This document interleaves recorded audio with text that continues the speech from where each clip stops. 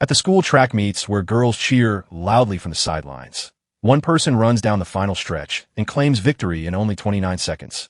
And that is Kin, our main character, who wins. They started screaming so hard they sounded like crazy fans.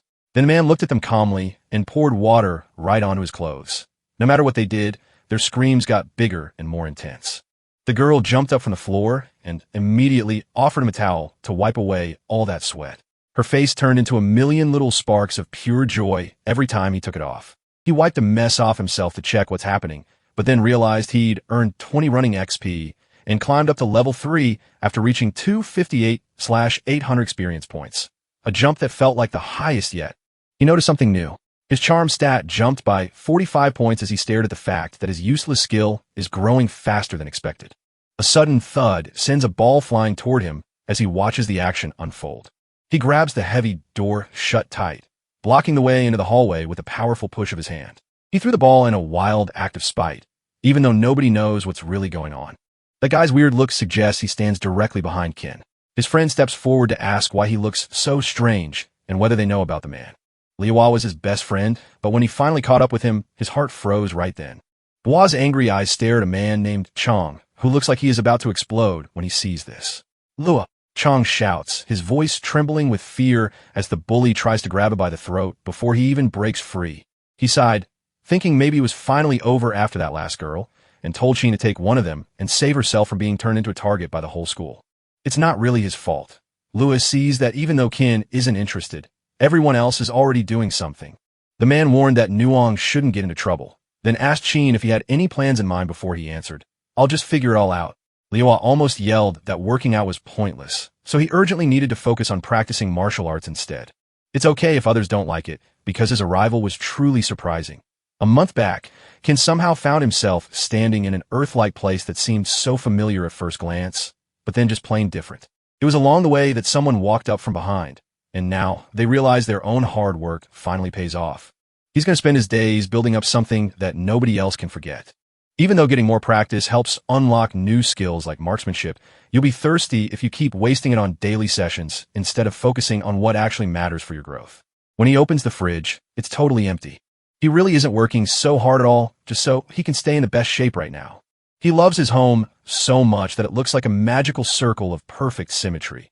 But if you walk too far into the center, your feet become as barefooted as they ever were, while stepping out into the outer world feels like walking into a dusty, forgotten city where every stranger smells like old rain and forgotten laughter.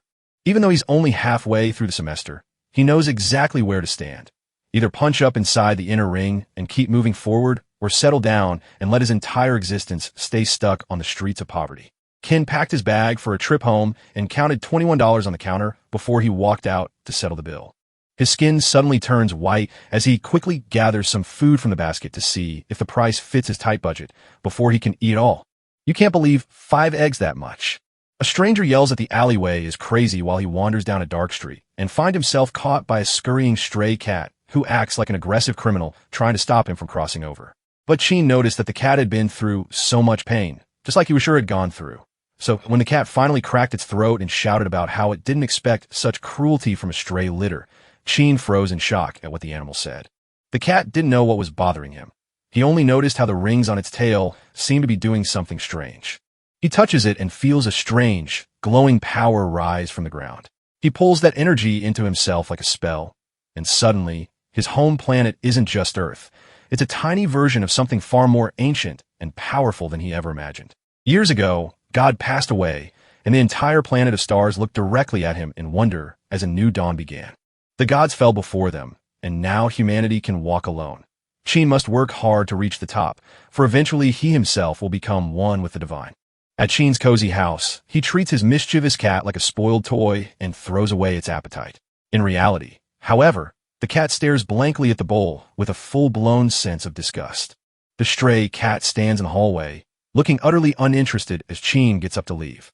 Sheen sighs deeply, turning away from the animal so he can continue his daily routine without stopping to admire its ugly fur or sniff at its paws. And then he remembered a very important thing. That cat could talk. You realize for the first time that this isn't just another pet. It's your own precious friend. He walks into the kitchen and begins his work. While standing at the table chopping vegetables and cooking everything over high heat, he accumulated 20 cooking experience points while working hard. Soon after, he puts down the bowl full of rice, shredded pork, and green peppers right before the cat. Soon as the cat spotted the ring, it began to drool, then ate happily. The owner wore a smug face while convinced himself that the strange creature spoke human words because of those rings on its tail. Suddenly, the system tells him he has finally absorbed all his divinity. The ancient god's power was locked, but only because destiny needs a spark to ignite. He had already earned his place by pressing yes without hesitation. A bright flash lights up the room as he hears a voice saying, "Your twin destiny's power is now working perfectly." In a moment of confusion, Chin raises his eyebrow as if he's not quite sure exactly what the action means. Two lives are born in the shadow of his twin destinies. After the end of his life, the hero could finally make a new choice and start living again right away. Just like that's when all that 7-day waiting period ends. Oh wow, staring directly into that glowing panel of armor he just bought makes him go wild. Almost like his entire world is turned upside down because it feels so much more powerful than any normal gear ever could have been. Luckily, your active skill isn't locked down yet. You need a godlike power to unlock it, but you're currently holding just 25 out of the usual 500. Chin looks down at the cat and quickly thinks about draining most of its strength before realizing what has truly worsened its condition. It makes him stop thinking about what he's doing right now. He needs to finish the job before the team stops draining it so they can move on. He stares at the door and sees a trap waiting for him. So he decides to find another way. But he can't just let the cat go. He decides to head straight out to look for clues related to divinity while the cat wanders around, keeping his own camera tight on the ground outside as a guard watches him in the outer ring. For anyone entering the inner ring from there, the challenge is so high it's absurdly tough. No matter how hard the rich squeeze out of them, the fee is so high that even the wealthiest families can't avoid it, yet thousands of desperate souls still come for their lives. Maybe the real secret to becoming a master isn't just training. It's seeing how a giant like Kin can turn a dangerous situation into a cool fight on his own terms when everyone else thinks they are stuck with iron pipes and darkness. Calmly, Chin asked the question of concern. Is there a problem? As soon as they heard the bald man point to the blonde one and confirm it was the person his boss had been watching over, Chin realized he was dead and just sighed deeply in frustration. That sudden fall happened in a split second before anyone could even react. Everyone went silent as Chin finally moved the door, leaving them utterly shocked by that quiet change in action. The blonde guy was just about to get hurt when he got hit by the attack. Oh no, the third man got punched right in the center of his forehead, while Chin stayed perfectly still and didn't even move a finger. The man swung a handful of stones that seemed to turn into flying arrows, and the soldiers on the ground let out a low groan before realizing their own reckless approach had just brought Chin back alive. Kin's eyes opened wide as the man charged and delivered a powerful strike that cracked the floor beneath him. He felt a sudden rush of power as he moved his body with grace and speed, knowing this wasn't simple hacking, but real fighting skills in action. He got mad at the kid because he thought that kid was so fast and agile. Even though Chin didn't feel happy right now, knowing that martial arts could help solve his problem would surely make him smile and leave his troubles behind. He pushed the man aside, so Chin could speak to him freely, realizing that while he'd expected toughness, this guy was actually just a one-trick pony who keeps throwing punches until he found a way to win. However, thanks to him, Chin finally met the fighting requirements and unlocked that new combat aiming skill. This gave his punches extra precision and made it far more than enough for a martial artist like Vu Kwang before he even stopped begging him. The girl asked, what kind of move did he use? Von Kwang stressed that the secret wasn't a magic trick, but simply letting out his entire being to channel that raw power into something else entirely. Chin asked how to train the beast, while Vu Kwang admitted he knew only the basics and couldn't explain it clearly. He grabbed him by the collar as Chin shouted, "You're so pathetic." The man named Vu Kwang pulled back the curtain on his secrets. He had smoked, drunk, styled hair, committed arson and murder, and even broken dancing all into one person. That made Kin wonder how a ruthless individual could submit so easily. Vu Kwang quickly said that these were just rumors he needed to build an image before school would let him in. It felt like Chin threw a giant punch at Vu Kwang while screaming, "If you forget our class today, we'll hit your head every single time we see each other again." Vu Kwang found out that his friend hated being bullied by peers, so when he finally returned home, he felt compelled to draft this heartfelt apology letter for himself. Then he had to read the book 10 times right before school started next year, so one of his underlings would film it. One day, Vu Kwang's swollen face gave way to tears as he swore to obey Chin, but when Chin moved again, Vu Kwang screamed for him to stop. Chin stopped and lowered his phone as he scanned for a new address in the martial arts dojo. Since Vukwang had no idea how to describe internal strength, he figured he'd have to ask himself directly. In that quiet city night, Qin carefully watched the red line on his watch and whispered, "Okay, 100 meters, then I'll go right." The system just told him about a big battle, so he got plus 109 physical points and plus 50 aiming experience for it, while feeling refreshed from taking in plus 33 health preservation points too. And yes, he met all the conditions to unlock his new combat skill, along with extra plus 68 combat experience on top of that. His stats were finally updated, showing a new level for physical, 431 500ths, health preservation, 269 300ths, cooking, 279 500ths, jogging, 52 800ths, aiming, 208 300ths, and combat, 68 300ths. Usually grinding for an hour on the gym bench barely bumps up your health points to 200. But that tough fight was far better than a normal workout, and now he finally got a cool new ability unlocked. He quickly noticed that growing up meant fighting a lot. Soon, he walked into the Kim Fong dojo and saw it look very nice from afar. He walked into the room and said he was there for a tour. The staff member signaled him to quiet down right away. The master was teaching his class, so the student turned to see 5 others leading a session. He explained that breathing is the foundation of martial arts. By controlling one's breath, you can activate internal energy in your body. Only when qi flows completely through the system can someone be considered truly ready to begin their training. Qin's eyes lit up as the staff member asked if he could join. She blushed at his presence and told him he was handsome, though she warned him not to overdo it. That short exchange boosted his charisma by 30 experience points, and he thanked her before returning to an empty cushion. The master stood still while the female staff member stared nervously, wondering if Qin could handle the challenge he'd been given for the very first time in his career. The teacher asked the students to take a deep breath before going home, while the female staff member quietly wondered if any of them could make it through without losing their minds. As the master shouted out 3, many other kids had already quit and stared blankly at each other while their eyes twitched with desperate effort to keep holding on. Even when Thoin, the one she loved most, finally let go of her dreams, she was still very sad about it. As the master looked at his reflection in a mirror, his face grew darker and more serious, ready to step forward. She hurriedly begged him for a little longer, hoping to get her heart ready to accept his new path as a disciple. She didn't notice. He took a step and walked straight through the doorway toward her. A young girl stood frozen before Qin as he gently pulled the blanket tight around them. She whispered quietly that no one else should hear, but the boy simply nodded and let the silence settle over the room. It was only after Qin finally understood that the breathing technique he had heard seemed so easy at first, yet it was actually an incredibly hard challenge to master without the powerful support of his lungs. Inside his body, his true qi kept expanding like a balloon he couldn't fit anymore. He swelled up so hard he was about to burst, but then time ran out and he finally exhaled as the system announced that his internal energy skill had reached 69 out of 200. When he finally blinked open his eyes, a group of men and women stood right beside him, asking him all about how he was feeling and whether he had any trouble or pain in his body. He gave a quick, honest answer and immediately realized he was feeling very fresh from all this hard work. A staff member reached out to ask his name first, but then immediately wondered if he was interested in joining the Golden Wind Dojo. Sudden, as if a giant piece of crystal cracked open, something exploded inward and crashed down like a thunderclap. Asterisk, a massive flying insect jumped in front of a student and instantly ate him whole. The room went completely silent as everyone froze in horror, because suddenly they weren't looking at a picture anymore, but staring directly into the dark eye of something terrifying that had just appeared right in front of them. The master acted first by slamming the door open and screaming for people to leave right away.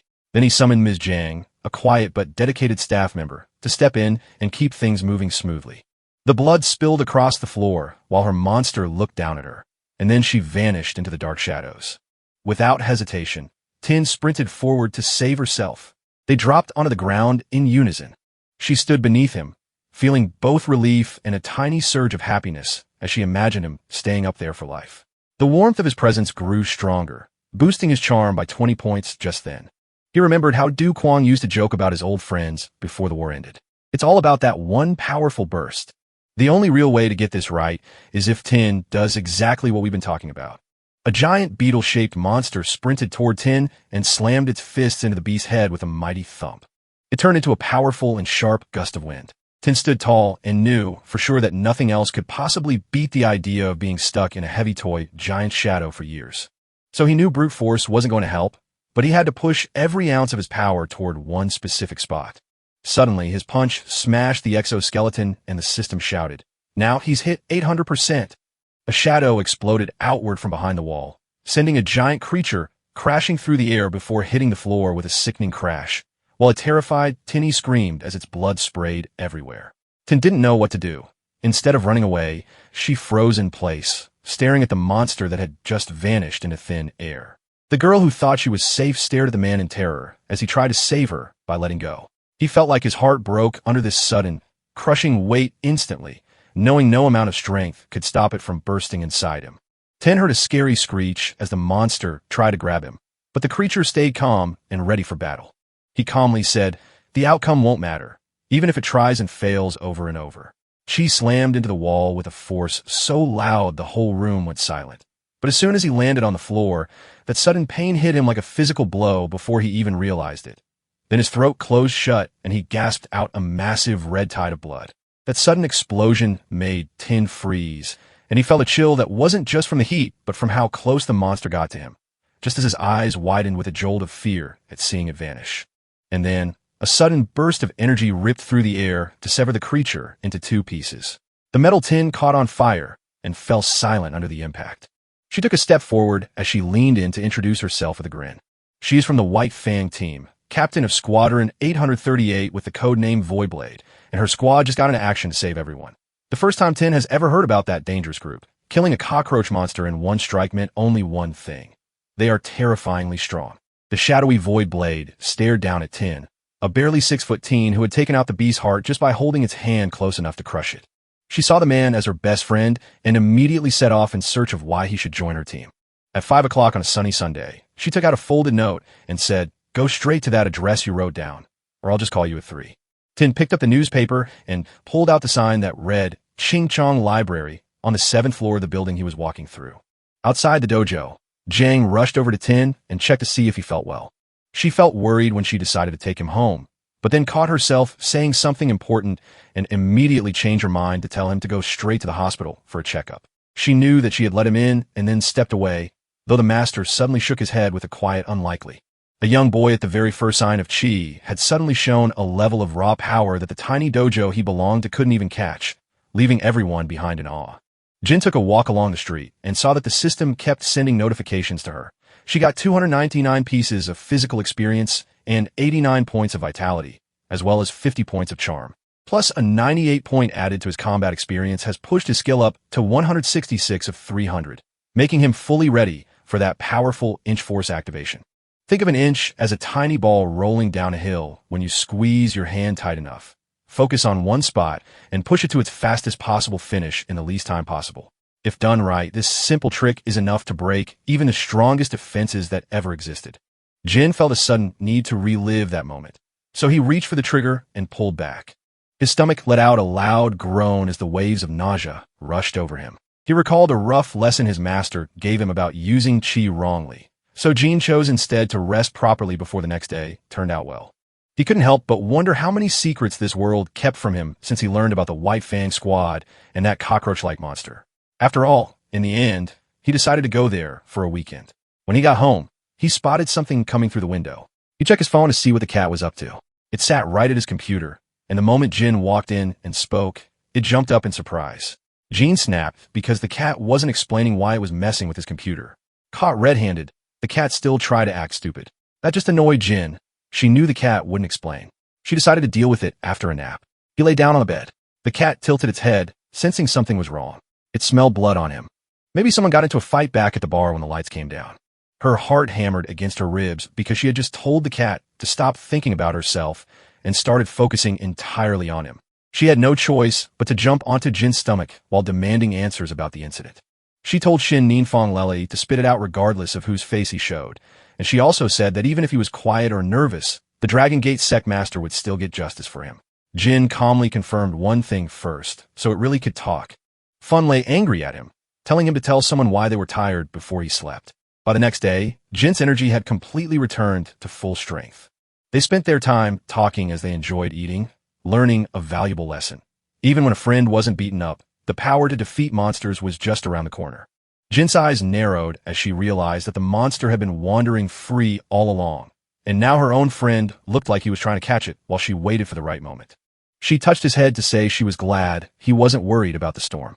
As soon as the guy started calling her, she felt a blush go up from her cheeks all the way to the back of her head and stared at him for real. She pretended to be tough when she said he wasn't allowed to talk to her easily. Then she had to address him as the clan leader.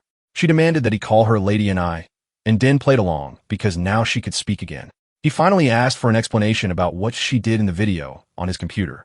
Her eyes widened and a cold sweat broke out as she froze before finding out the thing on Fong Mi's tail was called a cattail ring, a type of divine artifact.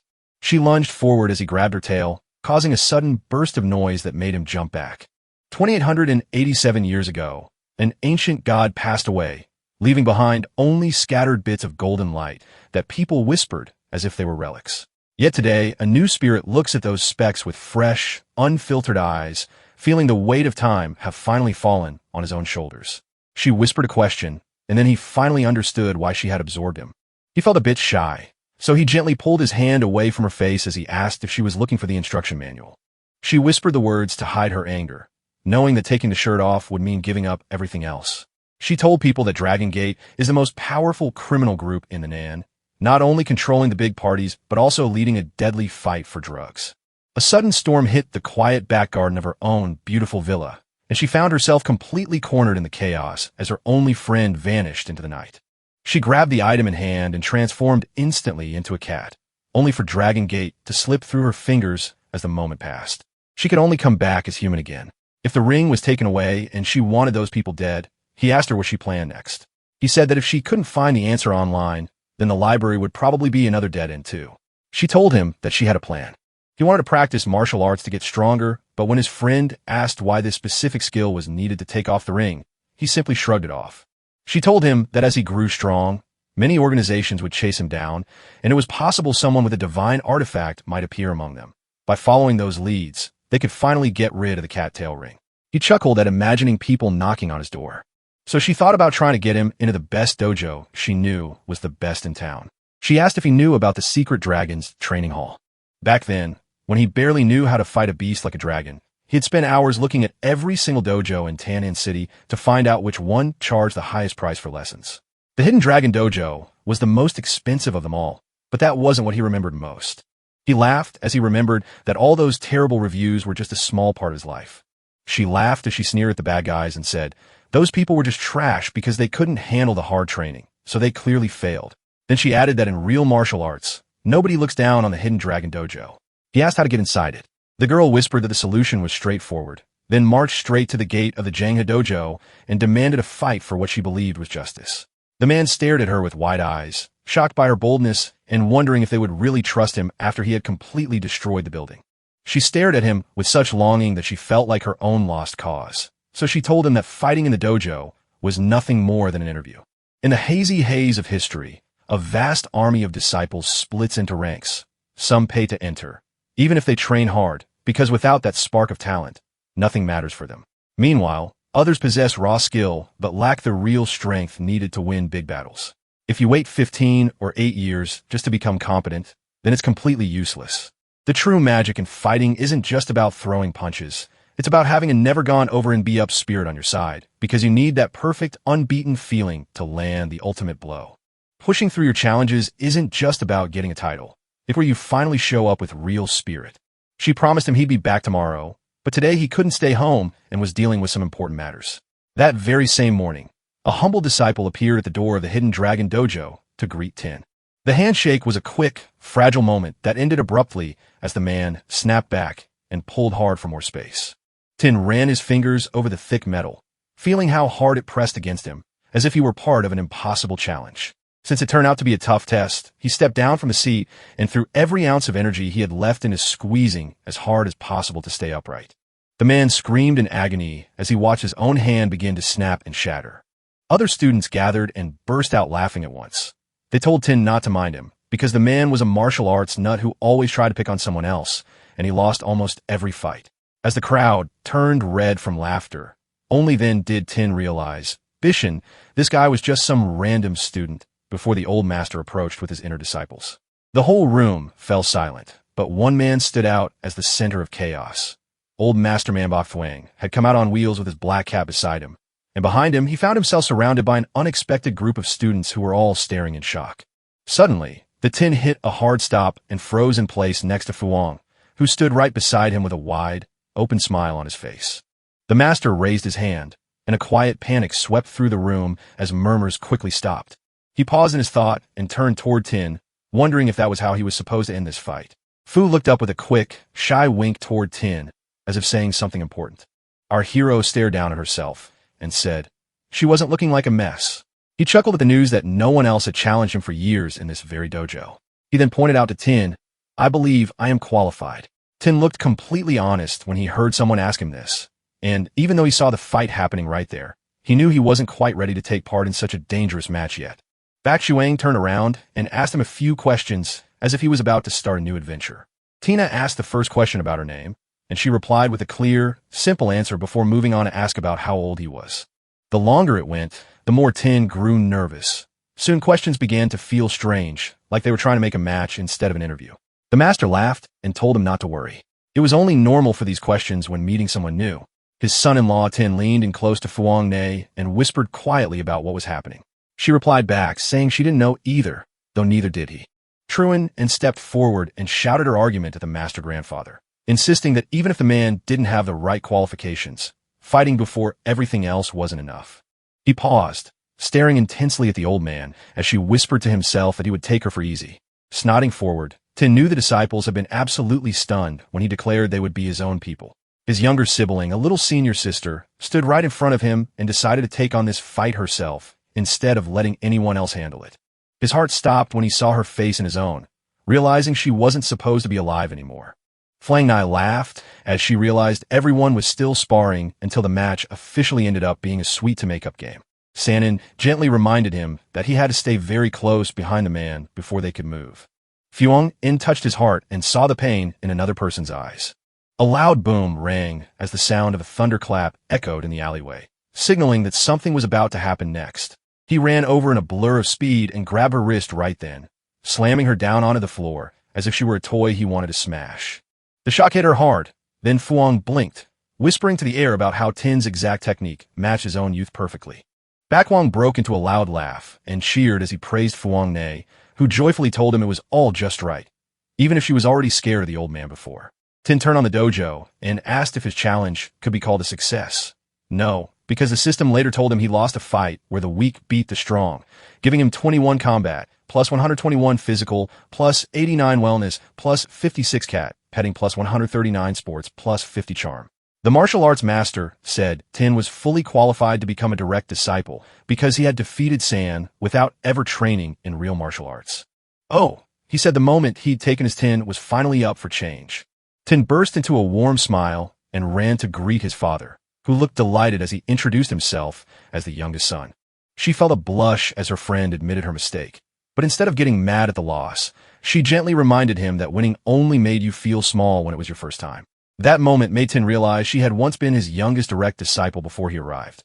He then offered her a huff while a woman named Tiet walked over and suggested guiding him, causing Tin to ask why he was being addressed as young master.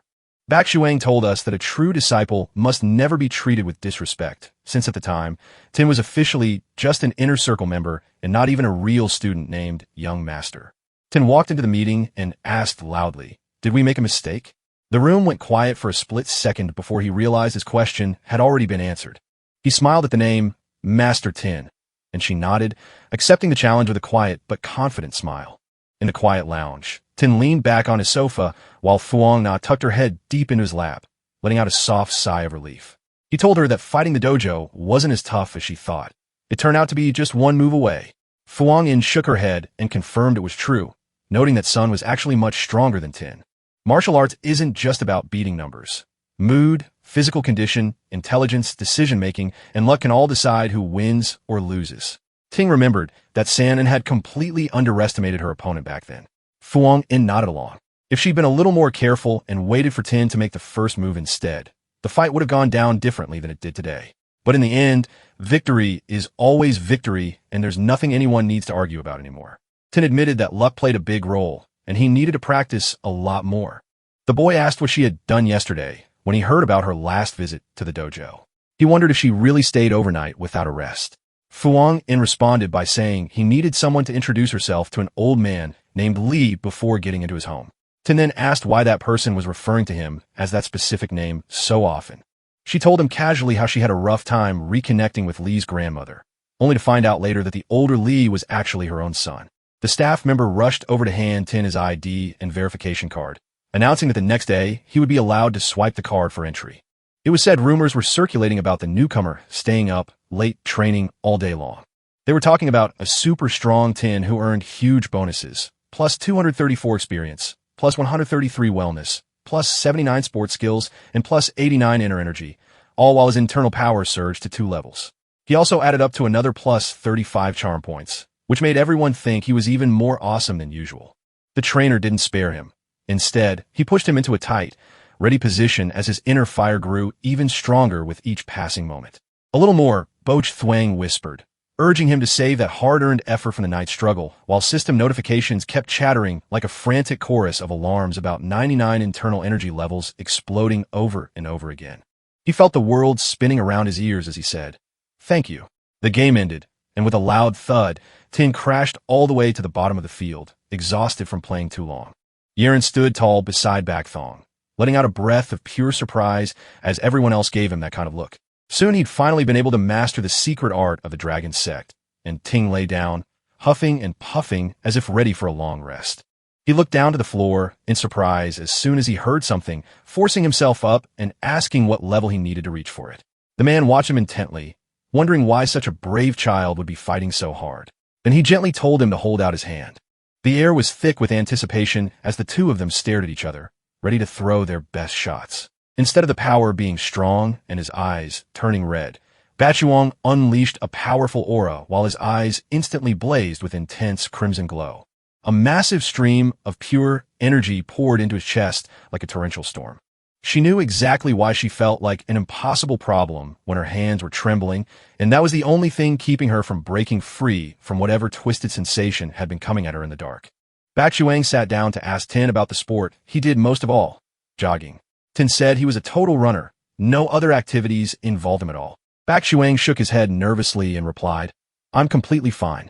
And then there was that terrifying silence in the dark room, with a perfectly formed body seemed to breathe uncontrollably under the weight of an obsessive desire for perfection. Simply put, when Tin finally turned on his combat powers, his body suddenly morphed into something far more powerful than just fighting steel. It felt like magic, yet the system panel behind him confirmed it. He had become a master of martial arts, and truly was considered a genius. He kept asking himself if he was ready to take that step back in his training. He frowned as he hurriedly looked back at the door because he didn't know what to do next. He pointed to the wounds on Tin's skin after a grueling 6-hour workout, telling them they could not stop fighting just like this. Tin felt puzzled when he realized he needed something new before the game started. He decided to head straight to the rest stop before the dragon was even ready, insisting that someone would fetch the crouching dragon's oil from the other side of town after all. That night, a knock came at Tin's door, and San stepped in to help fix his wounds. Tin was stunned. Could not he have wondered why someone would target him specifically? Sanan had a sharp look in his eyes as he said, "I'll have you take that away." Tin followed her instruction exactly, letting his upper body sink into the floor so he could relax under her hand. His reaction instantly sent a surge of energy up his arm, earning him several points for his effort. She started applying the medicine to his body, and Ting asked her wait, but he just couldn't figure out what she meant. The way she moved made him feel like she was deliberately teasing him. She leaned in close as she applied the ointment to his chest. She stepped closer and told him she was actually quite competitive. Her face turned a bright shade of red, but she knew her control remained strong even as she rose on top of him. Then she pressed on and questioned his lack of response. Tina smiled softly and said, "As long as she's happy, it's okay." A minute passed until she finally confessed her mistake to him. She hadn't been careful at all. But even then, she was so angry it made her want to send him a quick joke before the game ended with 45 charm points left in the system. Tin's smile slowly grew, turning from a gentle look into a fierce glare as he tried to make the woman feel safe again. He told her it wasn't a real anger. He felt a little bit of pain instead. "It's nothing to worry about," she replied. Her hands were free now, so she suggested he take them off. As soon as she moved her fingers, Tin grabbed her hand and said, "I'll do it." She giggled, knowing she was only playing a game to make him feel a little flustered. Seeing him so flustered was quite amusing. She handed him the jar of ointment and smiled, saying he could take whatever was left over while she headed for the door. He took a deep breath and locked his eyes onto the floor as he crouched low to feel the earth beneath his feet, then stood up tall and cheered that new plus 9/8 of physical experience he just earned. A row of identical window screens flashed by. Then Tin fell from the building and slammed into a pile of broken glass on the street. He gasped as if his throat was about to break open, knowing for sure that someone very close must have done this to him. He just leveled up right here. His combat power jumped from 2 to 3, while his inner fire surged to 4. But 10 friends cheered for him before they left to meet their dentist appointments. As the boy walked, he whispered, the name White Crow Squad sounded very silly. Then he realized, actually, that this wasn't a normal police team. It was just special forces, and he couldn't figure out why they wanted to meet at the Tannen Library. Tin stepped down the stairs and froze in his seat, instantly realizing that the lobby beneath him was completely empty. He stared blankly at the ceiling for a split second, wondering just how long anyone had been waiting there before stepping inside. Then someone smiled at him. He stepped back. A tall woman with long blonde hair appeared and introduced herself as Vuvu Tin from Childish and the Tin from Clear Sky. She asked where the Void's Edge was and why she picked a library for her meeting place, explaining that she is an informant for it. Since this was a private arrangement, they wouldn't use the special police station. She started doubting himself. But once he showed up in person, her skepticism turned into approval instantly. She smiled up at him and said, "Come on." Tin whispered about the reason his parents had gone missing when he was only 5 years old. She spoke softly and quietly, knowing full well what he was actually thinking about. The silence that followed her chuckling lightness felt like a verdict waiting for you to hear. He shook his head in frustration and asked, "What kind of person are you?" Before she replied, "I'm just a girl who wanted to know why I had no answer." It seemed okay for him not to speak, but she blamed himself instead. He took his hand in hers as she carefully poured the warm, steaming liquid into his cup. He took another sip of the plain water. Then she poured the leftover water back in the teapot and handed over a new cup, telling him to drink it once more. Tin stared blankly at the glass, thinking everything was just normal water that didn't change anything. The glass filled with sweet water as he took a big gulp, leaving him completely stunned by the taste. It was a quiet moment 28 centuries ago when the divine finally fell asleep, leaving us in peace. It happened not by accident, but with purpose. When a god died, those countless scattered points of light took flight and danced through the universe like ghosts. They call those broken pieces of the divine blood sacred and terrifyingly valuable. A shower of blood rolled down walls of stone and lived things that grew out of human dreams, leaving dust everywhere. The holy relic made from God's blood was the same one your hand held, a sweet tin named God 1567, leaning forward, its side whispering that something strange had been added inside.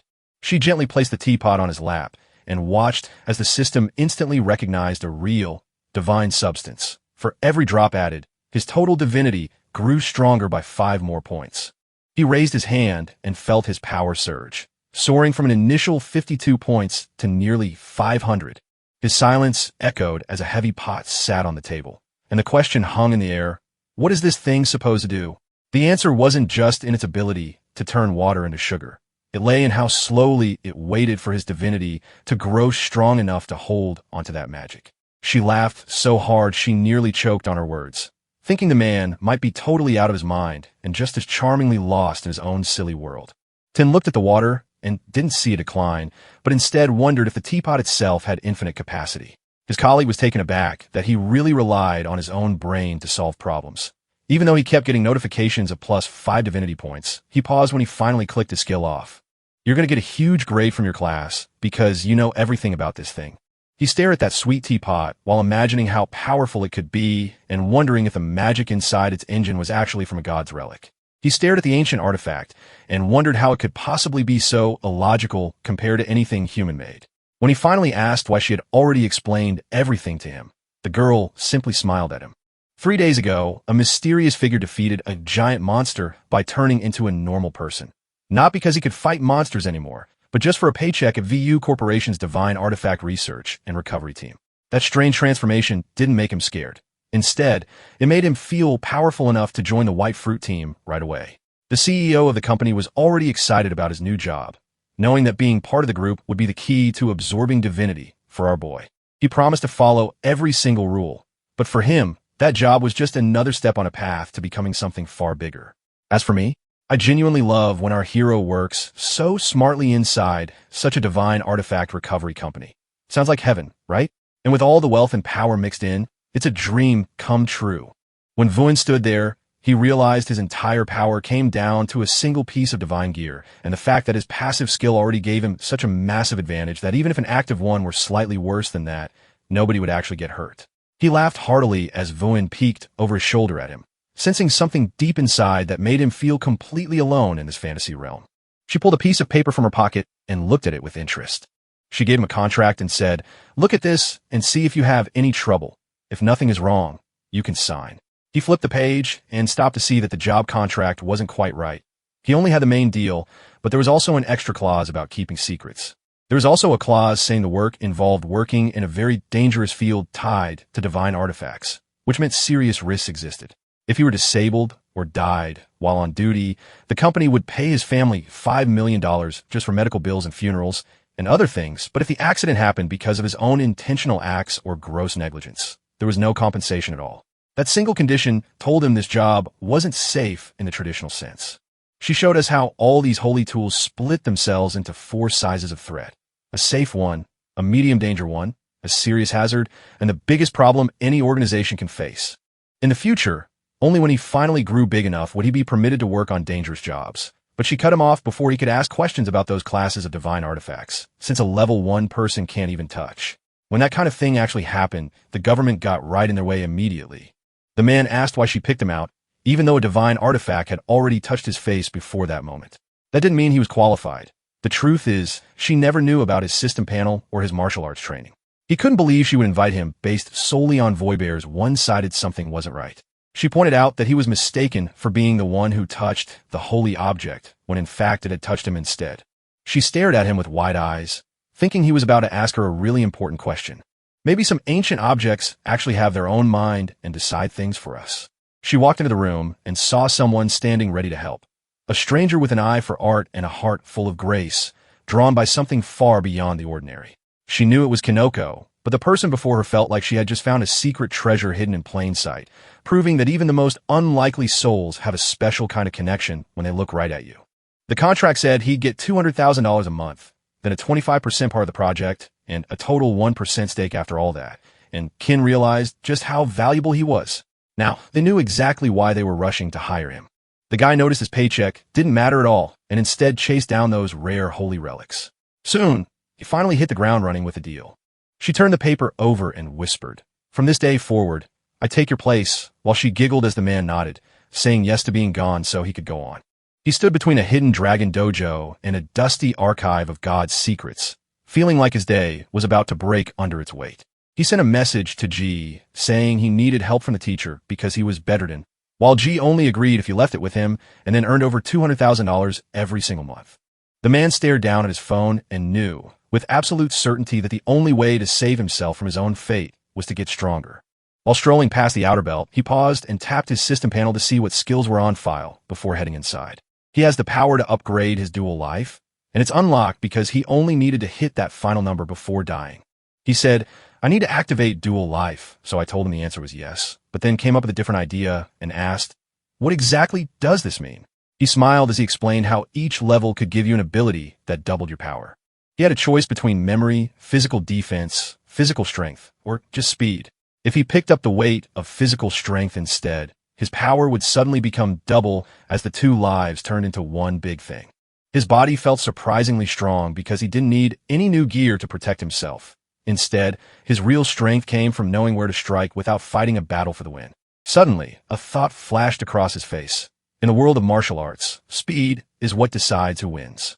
So, he picked it up and checked out just right before making that move. From there to the bright light ahead, he measured a distance of roughly 100 meters. With no special training or clock, he sprinted for only 10 minutes and 24 seconds to finish.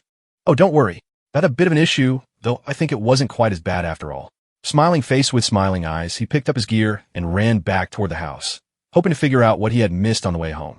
He walked back from the finish line and started running once more. He ran so fast it left only one streak of light behind. He only took 5.12 seconds, which was exactly half the time his twin had taken. Now he realized that being a normal person could be all that matters when you want to improve your 100-meter sprint from 20 seconds down to 12 seconds through hard work. Every tiny boost takes 100 or even 1,000 times more work than you'd expect. It's nearly impossible to push past that limit without a mind as strong as a god or a super powerful team. In a perfect match where a single slip could kill the opponent instantly, the math makes it seem like logic itself would collapse under the weight of such pressure. It's the most important finish in our story ever, and he found his twin's magic so powerful that he could ignore every law of physics and even break natural rules, turning those limits into a genuine godlike power. He tried the move again and again until suddenly, the warmth vanished as the technique faded into a cool moment of silence. In less than 20 seconds, the moment he knew his future would be careful with this power made him pause before running away from the crowd. She was completely unaware of exactly when the car would finally get back in her driveway. The next move, however, was not an easy choice as he made his way back to the door. After working until midnight, he felt utterly drained as soon as he got home. That evening, he decided to take a quick shower before finally settling down for a long, peaceful nap while his body still needed an hour to rest. Then, the night passed, and he found himself lying outside near the stairs when the phone rang again, waking him up just in time. He gasped as he realized he'd been asleep for 6 hours earlier that night. He didn't know what happened in that dark hallway while he was sleeping. It started with the moment his eyes lit up as Twin Life's recovery nearly finished, followed by a quick realization that every second of using it cost him 100 seconds of cooldown. When he hit the limit, it would take about 6 hours to get fully restored. Then, in a flash of surprise, a message from Sun asked why he hadn't shown up for practice yet. He didn't realize until a few moments later that his friend had been late. Then he sprinted away toward the Dragon Way dojo, ready to meet him there. He slammed the heavy door wide open and sprinted into the living room, the air suddenly thick with a sense of adventure as he stepped forward. The Sun was watching her while she helped the boy stretch. She dashed forward to meet them right before they could move. She grabbed his hand and pulled him toward the middle, shouting loudly about how to use inner power effectively while he stared at her. The other kids whispered quietly in the dark as they tried to find a winning strategy, hoping Sunung's careless mistakes wouldn't cost them her chance at glory. One confident thought was that if she just played smart this time, Chin could finally turn his back on everything he'd learned and win again. It turned out her act wasn't just a show, it was a desperate effort to fix a grave mistake from before, because now she knew she couldn't make things up again. It wasn't a worry at all. He had found the perfect chance to prove his skills in this exact moment. Once the story started with that short pause and led him directly into Twin Level 1, the hero finally moved forward. He disappeared out of nowhere when she grabbed his hand for the palm strike, leaving her standing frozen by the empty air. In that split second, he slammed her into the floor with all his might, leaving her stunned and unable to comprehend why she'd never regained her full power before. He smiled softly knowing he'd finally gotten the bonus fight experience. And he got 8 extra body parts along with 49 more kinds of health benefits. So after years of shooting, a massive jump in his 26-plus years of practice turned his actual skills into a powerful 1-2-3 pair, which finally brought him from 29th place on the list to a perfect 500. Only then did he truly grasp that his weakness had vanished. Now he was far stronger than even the strongest of enemies, and the world hadn't been judging him by how weak it seemed to be anymore. Sunong knew he could handle heavy blows, but remained too slow to stop himself from taking a massive blow when the enemy charged. That sudden gap in timing made him feel suddenly more dangerous than before, even though he still had plenty of time left. From now on, his training would focus entirely on mastering this difference between how fast and how strong he is. A moment later, Fu Kuang waved to the boy and asked if he'd like to try practicing the hidden dragon energy with them. No, Fu Kuang said sharply as he watched his 5 senior brothers eagerly accept invitations. He finally realized that the rumor about Qin learning hidden dragon energy in a single night was just crazy exaggeration, yet now he saw it clearly as he neared cultivation. Fu Kuang had once struggled to last only half an hour while practicing the same trick, and now comparing them feels like nothing at all. He explained that there is such a powerful secret in martial arts, known as the treasure body, where you slowly transform your own flesh and bone into something truly valuable forever. In that perfect state, your body reaches 5 kinds of flawless beauty: strong dragon-like muscles, sturdy iron tendon arms, glass-pure skin, unbreakable bone structure, and the golden blood flowing through you. The dragon elephant's muscular bulk feels like it has swallowed the entire sky itself, with all those fiery dragons hidden deep within its tectonic bones. There are no real iron tree tendons or flawless skin in nature. Instead, fable tells us that indestructible jade bones were once refined into an immortal shade of green, and molten gold blood is only a legend until Qi activates the world above like volcanic lava. He was deep down feeling just as much different from everyone else, even though others didn't want to show their power. That internal spark started a new journey, and he desperately wanted to be the kind of strong man himself. Suddenly, a figure exploded out of the window, as if nothing could stop them. Fu Kuang froze in terror at the sight of his senior brother, who had just committed a terrible act against his family. The shattered pieces of the old vase scattered into the air like flying shards. Kwai rushed forward and grabbed Fuku's hand as he explained that this was the dojo's strongest, eldest senior brother, Kai. Kai was not like anyone else. He had some very serious habits that made him different from everyone else, including his family's traditions. He told Chin about his own quirks. He hated talking and hated being around troublemakers, while secretly fearing trouble himself. He thought force was the best thing in the world, and he treated every fight like a battle against an army of demons. And most importantly, he loved his wife more than everything else, even though he had many strange ways of doing things at the same time. Kai loved the thrill of breaking windows because Fuku Kuang insisted he had to follow that rule. As Chin stared out through a shattered window, his wide-eyed eyes caught something he didn't expect, Kai leaping straight down the building from the very bottom to reach the highest floor. It was so powerful. Fu Kuang asked his older brother whether he was coming over to see him. It felt like a sudden realization as Qi simply waved his hand, and Fu Kuang instantly grasped the meaning. Fu Kuang pulled his bag out and handed Chin the stuff he needed before leaving, but then he paused in the middle of the road to remind him of a vital detail about what was coming next. When I felt that quiet power inside me, I learned how to channel and shape that invisible dragon energy into a powerful beam. He launched himself through the glass and vanished into nothingness. Only then did Chin realize he had neglected his practice and never thought about how much chi to shape. 3 hours later, after taking a deep breath, you paused in the quiet of your room and waited for something to happen next. Your skin began to swell as a thick layer of blood rushed through them, and you kept holding onto your breath like an anchor while the world outside seemed to fade away under the weight of that intense stillness. You were about to make a sudden move when the screen suddenly darkened and a soft light came from above. A powerful explosion flew out of the ground, sending a mighty blast of wind and pressure all over the place. It felt like a real thing when you saw that you were actually shooting a whole new kind of bullet from the roadside. A soft clap echoed as someone stepped forward and caught his eye. He didn't know it until later when he saw a man with extraordinary power in Chin's hands, though you were there too with the same amazing athleticism. You asked him to give you that pill, but he made the decision first instead of waiting for your words. You took the candy and didn't hesitate to eat it right away. The master finally spoke up and ordered the man to look closer at his reflection. You suddenly felt like you were drifting into an empty space where nothing could reach you anymore. You didn't know if the pill had changed or how far away your master had been, and then the glowing pill turned into a golden dragon, making you instantly scared. The beast slowly opened its eyes to catch your gaze, and that light reflected back in your own face before revealing a new truth. Golden scales were forming on your right arm. The pain felt so real and like a storm moving through your head that your mind kept spinning wildly. Did you wonder why your body felt so different after taking that pill?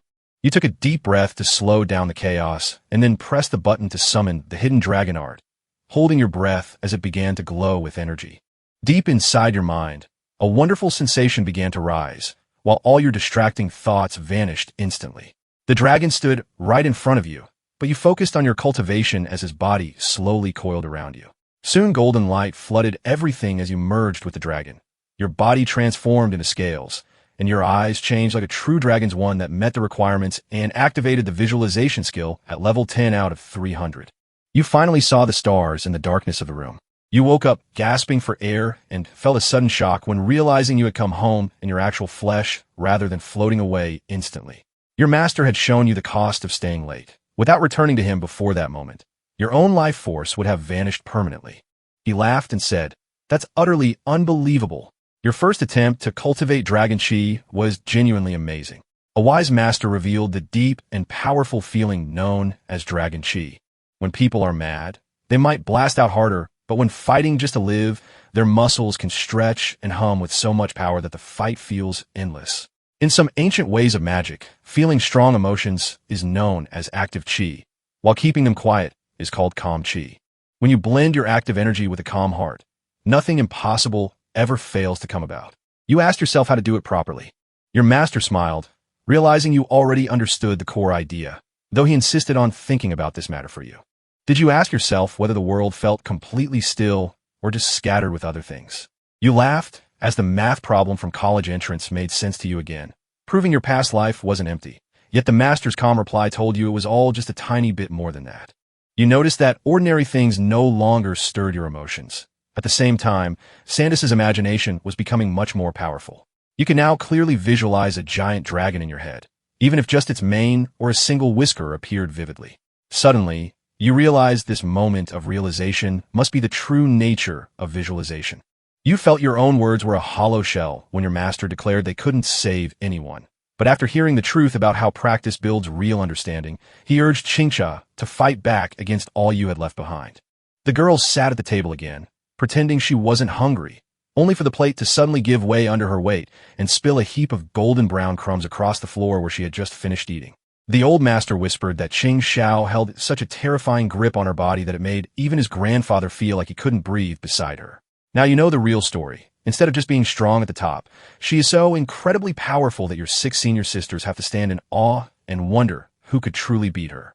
Qing Xiao stood in a fierce fighting pose, ready to take action with all his might. But the moment your foot left the ground, you weren't even sure where you'd been hurt. Your master laughed and pointed at your plans because they looked too easy to see. You couldn't believe it. Her strength had been so strong that she had actually outgrown your golden hand. You made a full-fledged decision to beat them, and your determination was absolute as you walked out of the room. The punch kept coming down like a hammer, knocking you across the floor until it was time to stand up again. Even if your moves were clumsy or savage, the rule wasn't about who hit harder. It was simply whether anyone got hurt in the process. The only thing that truly mattered was who stayed standing and walked away safely. You flew through the air after she kicked your leg with such force. You kept pushing forward as the blood rushed off your lips while the sky finally dipped below the clouds. That was the last time she had ever seen you dodge a punch. A sudden force slammed her back, shocking the room with its sudden weight.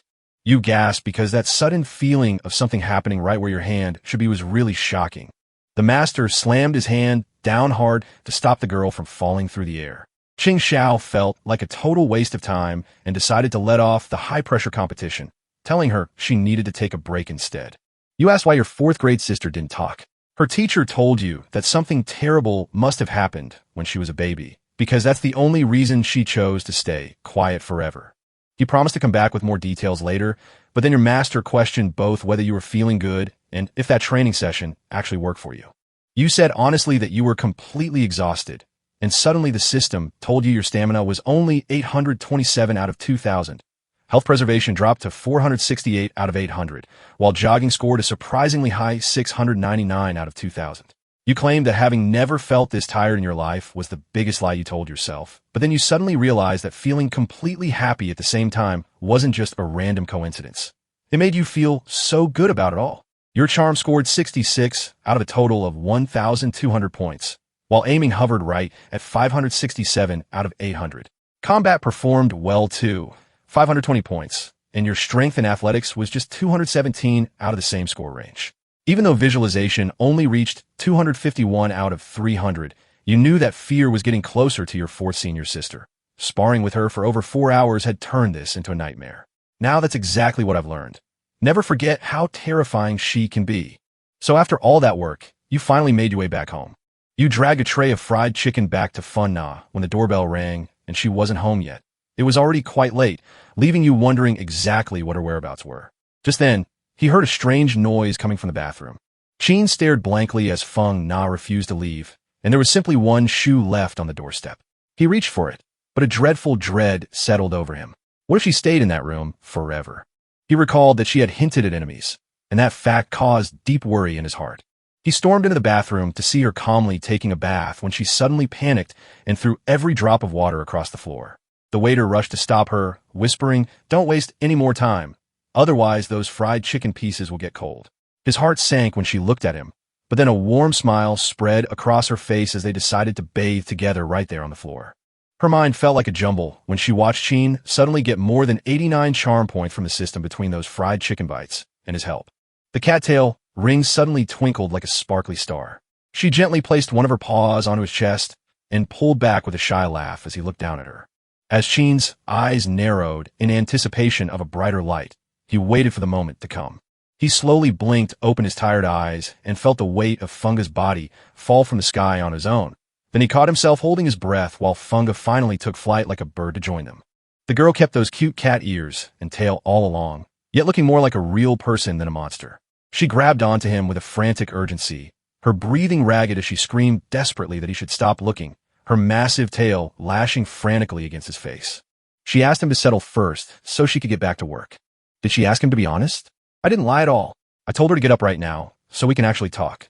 She gasped as the sudden shock spiked in her chest like a spark caught in fire, sending waves of terror straight down to her bones.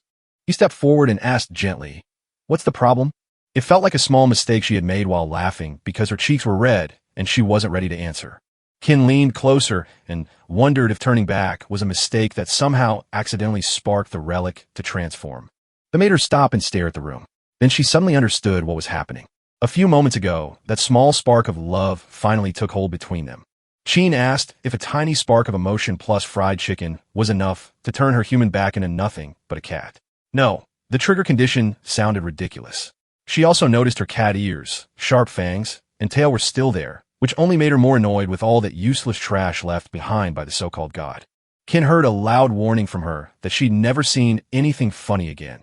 It turned out the worst part of everything was just to slip and fall. Her breath hitched as her eyes landed on him, realizing that a sudden shift in his demeanor meant something dangerous had happened. Chin sighed heavily, admitting the involuntary twitching was just a reflex, but warned her, if she didn't leave now, he could lose it all. She whispered that she'd pull the tail back, but he forced his mind shut tight. They both nodded in agreement, ready for whatever came next. She slowly pulled back as a stumble sent the two of them right up against each other, causing their hands to finally touch. Her face suddenly exploded in flames. She couldn't take in all the pain, and Chin tried hard just to keep holding on to a little more peace while he said, "If you push too hard, I can't hold it in." She whispered, "I didn't mean it," as he held his breath, knowing she was terrified that she might leave at any moment now. He tightened his grip on the door handle until his knuckles turned white before daring to let go and let her fall into the darkness alone. 1 hour after he walked out of the bathroom, he saw that she had turned back into a cat and refused to understand it. After calming down, she automatically reverted to her old self. Now she couldn't turn human again, no matter how hard she tried. The situation left her bewildered. She didn't let him reach her. Instead, he stepped back as if his own feet were moving against the ground, trying to escape the sudden pull of the woman in front of him. She felt deeply moved by his words as he explained that he had quickly connected with an expert in ancient relics, and tomorrow he would surely want to ask her exactly what she needed. She pictured turning around once more and torturing the man. Her idea sent a wicked grin across her face. A moment of quiet relief followed when the sun rose again, for Chin's health had finally improved. He'd taken a late nap, slept until dawn, and that simple act alone gave his points enough to climb from low to high, bumping him up one level at a time. Funga sat curled next to the man, watching her dream a peaceful sleep and feeling a genuine smile creep across his face. He stood up as the screen above him buzzed loudly with a text message. The old girl found him at the door and said, "Come quickly," because there wasn't much time left before work started. He finally sat up in bed and let his shoulders drop, feeling that huge relief wash over him as he realized the dream job was back on the table. At the Ching Chong library, Chin was searching when Wu Yuing vanished before he could find her. He really only saw that one girl wearing glasses, and nobody else was in the room. He paused in thought and noticed that the girl with the glasses, Yuking, looked much younger than before. As soon as she took off her glasses, her face looked just right, yet somehow even brighter and clearer. Then she explained how intensely her mind was working. Oh no, she didn't think he'd found her in such a hurry. She saw the charm in him and smiled warmly, but as she cleared her throat, a new worry bloomed on her face. The shy Chin dropped his hands in a hurried attempt to hide the embarrassment behind his eyes as he turned around. She whispered, "The glasses are relics. The old ones have a dull, worn look that hides her face completely, so people can't see how she's really staring at the screen anymore." When he reached out to touch those glowing things, the system instantly recognized a form of pure power and pulled him in with it. So if you don't wear your glasses on, those suppressed powers just explode right away. The more time you spend with them on, the brighter they get whenever you take them off. He took a deep breath and laughed, realizing that his sudden disappearance wasn't about being weird. It was simply how many glasses he had on him now. He asked her about the job, and she happily showed him what came first. A special, secret search for a seashell crew that would never have been on any other ship. This ancient artifact, known as Relic November 15th, holds the crown of the Wicked's glory and can constantly pull back from your deepest cravings for power. The woman Inva Ing, who wears nothing but a black dress, slowly looks toward that very handsome man and suddenly feels her whole body trembling as if something terrible is about to happen inside her head. She can't help it. Her heart races like a trapped bird at the bottom of a well, and she knows with absolute certainty that she will never stop looking for him again until he sees her. That moment of clarity hit him when he finally took the pair back from the store. She whispered, "Your foundation is already solid," while he hurriedly took off those glasses before he could ignite Envy Hua Ying's wild desires. The moment the crown slipped from him, it would be easy to remove the wicked and save her back to normal. His true mission was just beginning. He stared at the trap with eyes that twitched from the raw disgust of seeing the honey ready, but his head snapped up instantly when someone whispered, "They want you to go inside." But then he told me that his work was a dream of gods who could take away everything in one go, while keeping his own soul completely safe. You're wearing your glasses too well. They'll only last 15 seconds before you've got to take them off and pretend you were the coolest thing in the room. She asked if those glasses belonged to her, but instead of a yes, she revealed they were taken from a different retrieval agency. She was shocked when the story told that others were involved, but then she caught herself thinking she should have kept the secret from start to finish. She told you that their agency is just as dangerous as garbage collectors because it's a real mystery in the country. You asked for an easy explanation and said it sounded sad. She tells us that these famous things can show up from all over the place, anytime. The only thing we could do was hope the agents could figure out how to fix this, because one agency simply isn't enough to handle them all at once. Don't touch that thing, for it's really very dangerous. You asked her if they would cooperate with another agency, but she replied that the government had already sent out retrieval work to them, so no need to worry about it anymore, and then warned you again that any other agencies could do whatever they want for money, so don't be surprised by what comes up. She asked exactly what you meant when you said you wanted to test the thing's effectiveness. Take those old glasses off your eyes. Her heartbeat lurches, and her cheeks go red with excitement. The system shouts that you now have 19 charm points and confirms their effectiveness. Highly effective. In that car, you read through the files about Lu Hyun. Her main area of operation is South District, a place teeming with bars and host clubs, where she stands as the classic hunting ground for a gangster matriarch. According to the file, Lu Hyun took over the territory thanks to the physical stat boost from the Crown of the Wicked. Every single morning, the woman goes to church and shouts prayers at every man standing there, siphoning all the life out of them until they're empty before she even sees a soul in the crowd. Meanwhile, the Wicked Crown keeps whispering louder and louder its own bad wishes to keep her so crazy that no one wants to stop. As her cravings grow stronger, she finds herself gaining a much bigger and tougher body to protect herself from danger. The Crown keeps stacking its effects forever because no one is stopping it. The only thing stopping her from going back home is that she needs a way to take the crown off so you can see if her hair is truly gone or not.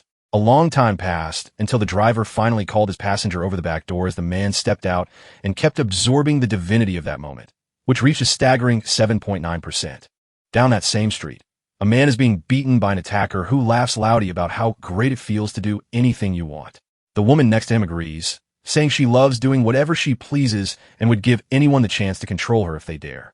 A dark tin stares down with eyes full of fear as he sees an old hag who has lost all memory of the past and seems entirely confused. Suddenly, he froze and saw the name written right in front of him. The old man told her to be careful, but she didn't know exactly who had said that or which way she was going. When he asked where his two sons were, she got more upset and started laughing at his joke about calling the wrong person. She giggled with a wicked grin and said, "I want you both." He finds himself locked in the corner just as his heart races when she snaps out of his mind and reveals herself as a terrifying, ancient hag. A group of thieves walk into a quiet house to find they won't be able to escape the wrath of the madwoman if her friend, Dwan, joins their fight. The old tin heard the wind howling for a new enemy, so he snuggled into the dark to watch them fight until he found his next move. Dwan Kaibin shouts to Lu, knowing she's gotten quite too stubborn about lately. Luan, leader of the Rose Gang, stumbles upon a mysterious man in the crowd and asks, "Who are you?" A man who has been beaten by a gang member whispers to her that his name is Dwan Kaibin, and they think he was hurt in the fight. She looked at him from head to toe and smiled, saying her body was a really nice sight. She asks him if he'd like to grab some space for a little fun with her. He gets angry when he hears her dodge the blow, so he throws another punch while she tries to evade further. She kept weaving through the air while he punched hard and hard and hard. Tin learned long ago that the Old Blade Gang had fought their way back into town before Lu's Rose Gang finally took control of their territory. It was just the beginning of a fierce rivalry between two rival gangs. For Tin, it all looked like an epic fight to everyone involved.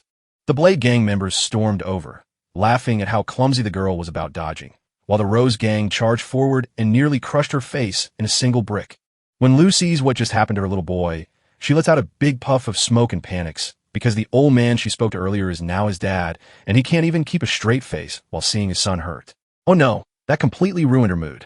Kibin finally stops laughing and looks completely serious, making the rest of the group feel even more worried about what they'll do next. The thunder crackles in the dark as he unleashes his true skill. The fight was absolutely wild, from when their explosive charges met until the walls exploded behind them, leaving everyone scrambling for cover while they charged even harder toward one another. It turns out that Kaibin isn't just another simpleton. He's got more than a bit of luck in the bag. Even with his best intentions and the highest skill level in Marshall's army, Kibing remains unbroken. No matter how many times he tries to hurt her, she never gets injured at all. A heavy club strikes, knocking her down and forcing the man who stood there to gag and spit out dark blood from his mouth. Ting gets a message and absorbs the power of divinity. Suddenly, his movement speeds up right away. He now has a powerful choice. He can pick which weapon to use, whether that's raw strength, a quick reflex, rapid fire, sharp math, or deep focus, to face whatever danger is coming his way. He picked up his pace last time, but today he throws a fast move paired with a powerful punch. Curiosity sparked as he imagined the power surge would instantly transform his character into a towering champion ready for battle. He grabs his own target and flicks the pebble in front of him like a magic trick. He shot out like a deadly bullet and struck Kai Bin's shin, causing the bone to shatter in an instant that Tin noticed with total surprise.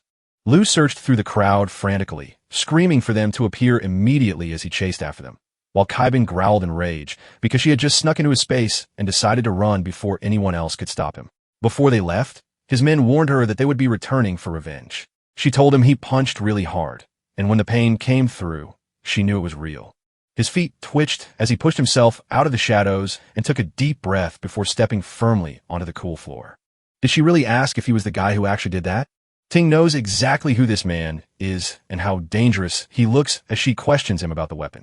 She looks surprised when he replies something like that, and assures her he won't use it on her. He knew instantly that the woman lacked any real fighting skills. Anyone would know she'd never had proper training, so he chose to strike down on her head without blowing up his cover. If things got ugly in the fight, he decided to remove his glasses mid-confrontation just to get under her skin. She laughed and said that she had no other choice but to go into bed when he tried to leave her. He stared intently through the closing lids, channeling a powerful surge of magic that made her breath catch in her chest. It was truly a wild and exciting discovery that she had finally realized her friend might actually be incredibly strong. Did she ask him what he was? He slowly smiled and said, "My name is Tin." He was a moving ghost who treated his life as an activated twin, and he moved through the air like a blur. He whipped his leg down, delivering a hard blow that knocked the woman completely off balance and sent her crashing to the floor with a loud thud. Her eyes were wide and her heart was pounding as the sudden, sharp impact of a fist clattered against her side, leaving little room for a single second to react. Oh my God! It slammed straight at her face like a punch in the gut. The puncher threw hard and fast, but the impact came flat against her forehead. Finally, she slammed the punch through the ceiling and flew off into the shadows. Troy Tin's grip on the table wavered like a frightened animal, feeling as though he were about to snap. A deafening roar drew a crowd rushing over, whispering about movies while even the crumbling wall made them worry their friend was buried under it. As the panic grew, people started wondering if Troy Tin was real, and she became utterly furious at that very person who had just caused her such trouble. A dark, ominous shadow curled for the very top of her head, casting a long, scary glow over everything she saw and heard. He didn't want to hear she get annoyed at him, but Troy Tin was having a blast fighting right now. She made a fierce vow to tear his shirt down and then slammed it against the wall. Her stick flew wildly as he sidestepped, but she kept coming for him until he finally fell backward into the mud. A dark red stream shot down the wall as she laughed so hard she nearly dropped her weapon, leaving the room in a breathless haze of terror and laughter. She stared in horror as she suddenly clutched the man's arm, realizing he hadn't escaped yet. Then, just as she froze, he gently pinched the spot above her eye with his thumb and finger. We kicked off a chaotic showdown by turning the main character into an insane monster. With a sudden surge of power, she slammed her head onto the ground and yelled that her vision was going to die. Troy, listening to his master's quiet words, felt a sudden wave of courage. He realized that whether he was bad or cruel didn't matter at all. If he could finally make it all win, then no matter how strong or weak any move was valid. The only one left standing had the absolute right to speak now. He kicked her and found that women have a real weakness between their legs too. The nurse watched as the patient's heavy breathing turned into a soft groan before she collapsed in her seat, leaving her alone with the familiar pain of falling back. She bent over Troy, clutching his hands as she raised them high above her head before lowering them onto him, sending the crown flying in a mighty swing that knocked the ground to pieces with a crushing impact. The gold crown floats carelessly across the shattered stones, like a ghost settling in the ruins. The Rose Gang's members felt like they were shaking in their hearts, unable to hold themselves up even when trying to walk. Chin reaches out and grabs the crown from the villain, feeling its weight in his hand with a look of delight. He smiled as the divine substance vanished from the screen, then rushed to tell Duan that everything was back in order. Lo looked over at him, feeling a heavy pang of shame as he thought about how much she had hurt and ruined by her cruel choices for the crown queen herself. He knew she was going to die anyway, so instead of forcing himself to crush her with her face down like that, he decided it would be too much trouble to leave all those bad things undone just for her own sake. It's as if the air around him suddenly feels a little faster. A man in a suit calls out as he tries desperately to look at the monitor to see what has changed. The screen hummed with a low rumble as our hero pointed his finger straight at that distant sound. A man in charge demanded Troy hand over that dangerous object, whispering he wasn't worthy to touch it. The divine absorption had already reached 71 out of 100, a moment that couldn't be ignored, and treating can no longer afford to be interrupted, so he calmly asked the other guy what they would do if they refused. A man grabs his gun and whispers, "Troy Tin, I want to be dead." The man glares at me as the dark screens light up, and I see he's a dangerous fighter with a mutation rate of less than 1%. His body is shaped like a martial artist from Cultivation, but there are no clear signs of specialization or combat abilities right now. The danger level is high enough to be reckoned at 2.1s to 3.5. He guesses that Truan's age might be just 16 to 17, perhaps wandering deep into the wilder outskirts of town, yet even then, his strength is clearly fading from his grip on his own body. As the door creaks open and he steps closer to Tin, he whispers, "I'll give you one last chance." But then Tin swings his kick right at his own crotch and curses the man for being such a despicable fighter who relies on dirty tricks daily. So he keeps his head down and always ready to fight back. Yet Tin's surprise turns out to be that the man runs away screaming, shouting that he thinks the real killer is a pervert because no normal person would ever stand guard against that move, before yelling for him to stop threatening to kill him. Tin stirs in the dark, wondering if that strange man is actually a secret agent hiding away somewhere else. As he stares, he can't help but feel a little sick to his stomach about what he just saw. "You have a very strong idea for what the machine should look like." He grabbed him. He nearly caught the tin, but it spun around, and he couldn't stop running after it. A man snaps his tongue at a loud sound of frustration. Tim was staring down that wall while he knew he couldn't dodge anymore. The divinity absorption had already hit 81 out of 100, and suddenly someone punched him right through it.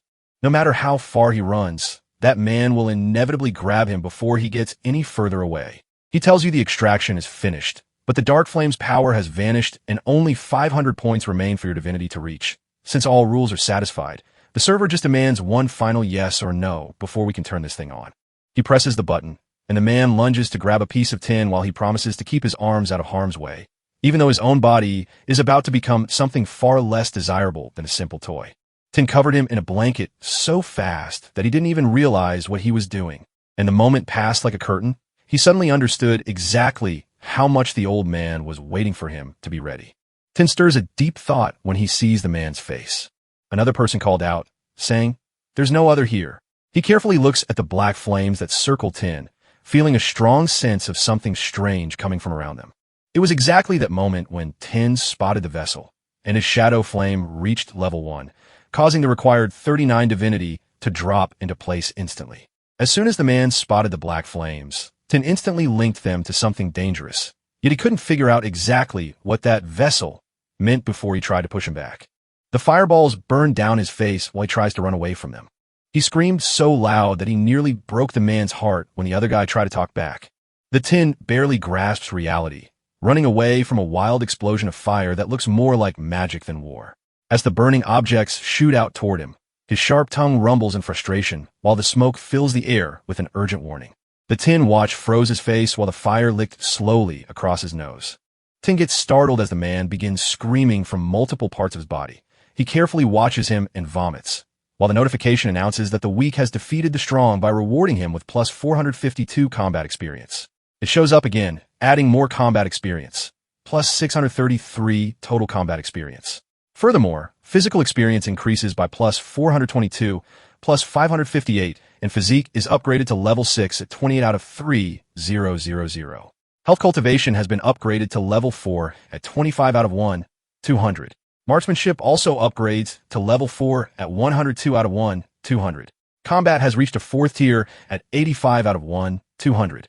And athletics has been upgraded to 5th grade at 127 out of 2000.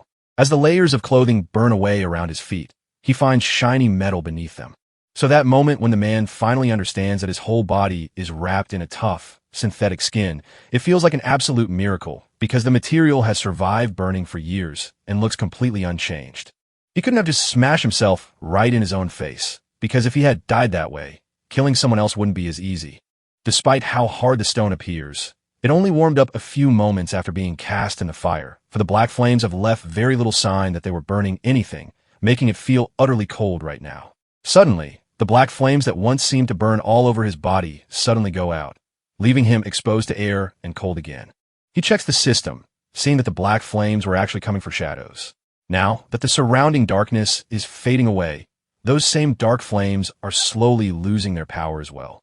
He quickly realizes that the bigger the shadow area around him, the more he can turn them into dark flames and the stronger they get. He pushed aside his shadows to reveal that using these talents is actually a game of fun discovery. He didn't even know he needed any instructions to figure out exactly when the cool down would happen. For now, he decided not to overthink the matter as much as he did before. About the burnt man, he planned to explain everything to Vuin right away. Meanwhile, in Nam District, a man was staring intently at a large slab of meat and gently caressed it before speaking to Ben about why he had been summoned. Kaibin walked to the dark room where the old man lay still, feeling the weight of his past injuries and knowing that his master was waiting for him. He looked down at the broken arm, a painful reminder of all that had happened before, but he didn't hesitate to go on with the story anyway. He was shocked when that man suddenly disappeared from before him, only for a moment later to drag him down by his neck and scold him about the mess, all while knowing exactly what would happen next. He held up the phone and said, "Kaibin, are you really tired out?" He ran toward the door to beg his master for forgiveness instantly, but he didn't wait long enough to speak before the bell rang. The man ordered him to get up and ask if there was any news about the 2 kids he sent earlier. Kibin said they were already gone. The man then asked if Bakna had done it. Kibin told him one of them had gotten hurt by a kid. The boy's sudden worry at the answer startled him further, so he quickly admitted his mistake by telling the girl she was just a normal child. He stepped onto the stage, and his eyes burned with fire as he demanded to know why an ordinary guy had been able to beat us so easily. No matter how dumb the participants might be, they couldn't fool a real human being. His first job was to take his little son under a roof where the big spider lady would feed him every single day so that her baby boy could grow up stronger and finally build a home for himself on this strange world. The messenger Ting stumbled into the Tenong library with an emergency report that left the mission team in chaos, leaving him completely unsure of what to do next. So, he finally let go of the thought and walked toward the real deal. No matter how bad things got, he could still fix them in time by doing a lot of work. It paused at the 7th floor, a quiet stop in the middle of a busy street. The door flew open first, and Vu Nacton stood before me, her heart hammering against her ribs as she apologized for letting me face everything on my own. He gasped as 2A Tin's eyes widened wide. Von Guktang said she would upgrade the mission to C- rank and